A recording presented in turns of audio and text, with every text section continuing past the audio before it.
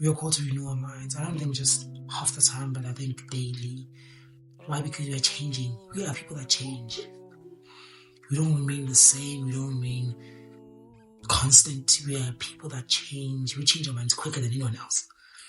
We change friendships. We change relationships. We are people that we are changing people. I think that's one thing that we need to continue to strive for, is to keeping ourselves in check, is to humble ourselves, is to go back to the core of it all. Because I was convicted on, am I really living a Christian life? Am I really living a life sought after God? Am I living a life surrendered to God? Am I living a life obedient to Christ? Or am I living my own version of it?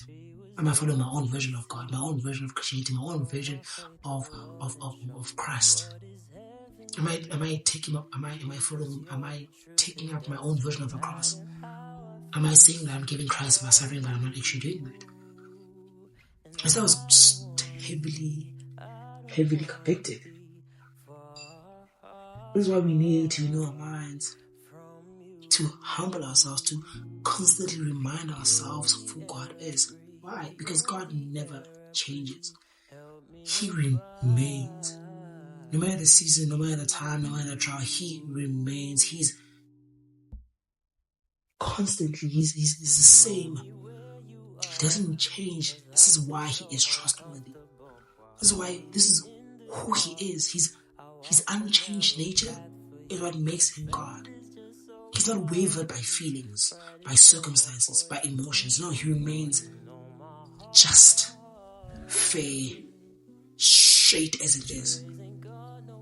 He doesn't change. He doesn't falter like we do. This is why He is trustworthy. This is why we are called to trust in the Lord with all our hearts and lean not on our own understandings. In all your ways submit. In all your ways submit. As you submit, in all your ways submit. Submit yourself and you make your path straight. Yes, that's how you finish that. Proverbs 3 verses 5 to 6. I think that's how you finish it. Hey, you know what? I'll visit that. Alright? I always have to keep myself in check. Always remind myself again. Is this what God has called me to do? Is this how God? Is this how Jesus would have done it? Is this how He did it? Constantly I have to ask myself, okay, as I am a follower of Christ, how did He do it? How did He deal with the different? How did He deal with the situation like this? How did He position Himself? How did He posture His heart? How did He do it? Constantly as believers, I think we ought to ask ourselves, we ought to question it, we ought to continuously renew our minds, renew our thinking, renew our hearts on who God is, on who Jesus is, on what He did. For we are made new in Christ. We are made alive. We were risen in Christ.